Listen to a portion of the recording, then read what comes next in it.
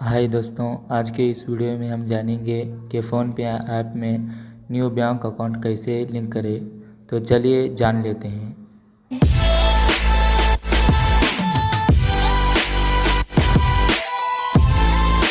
तो सबसे पहले अपने फ़ोनपे ऐप को ओपन करें।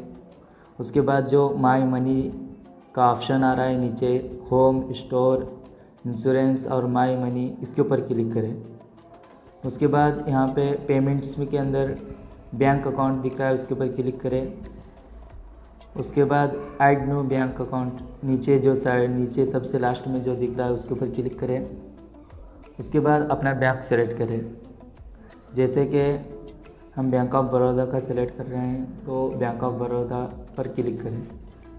उसके बाद वो मैसेज सेंड करेगा और उसका लिंक हो जाएगा। जैसे यहाँ पे दिख रहा है हमारा बैंक अकाउंट नंबर और मैसेज भी आ गया कि लिंक हो गया। उसके बाद डन करें। इस तरह से आप भी अपने फ़ोन से फ़ोनपे ऐप में न्यू बैंक अकाउंट लिंक कर सकते हैं।